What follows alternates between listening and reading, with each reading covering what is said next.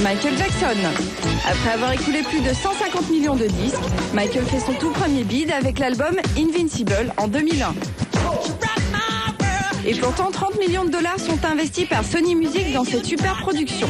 Michael passe 3 années en studio, s'offre Marlon Brando dans son clip et annonce ainsi son grand retour.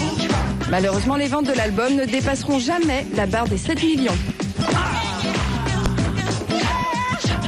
Un échec commercial, c'est moins que nos prévisions et c'est moins qu'on pouvait espérer d'un album de Michael Jackson. Si la presse explique ses ventes faiblardes par la qualité artistique de l'album, Michael lui a une toute autre théorie. Il accuse directement Tommy Mottola, le PDG de Sony, de saboter volontairement son album.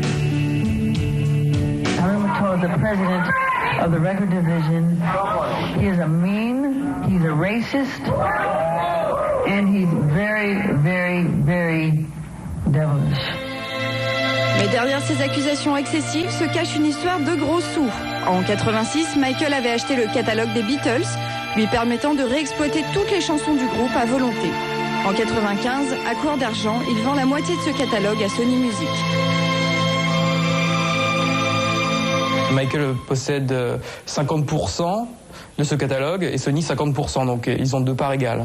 Là où ça rejoint l'affaire Invincible, c'est savoir si Sony n'a pas voulu mettre Michael Jackson dans une situation financière difficile pour récupérer cette part du catalogue que Michael, à l'heure actuelle, a toujours, que Sony n'a pas réussi à récupérer en fait.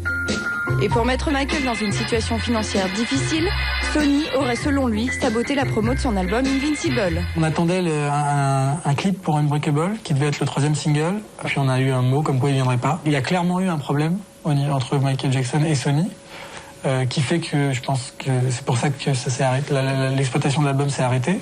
Il y a une part de probabilité de savoir s'ils ont vraiment voulu couler financièrement Michael Jackson. Et si effectivement on avait pu le travailler sur 2 ans, comme tous les autres albums ont été travaillés, où on avait pu sortir 3, 4, voire 5 singles, comme ça a été le cas sur Dangerous, comme ça a été le cas sur Bad, comme ça a été évidemment le cas sur Thriller, on aurait sans doute au moins doublé le chiffre de vente. Et c'est le problème, c'est qu'on a été arrêté par la promo. Si la théorie de Michael s'avère vraie, elle a fonctionné puisqu'il est aujourd'hui endetté jusqu'au cou.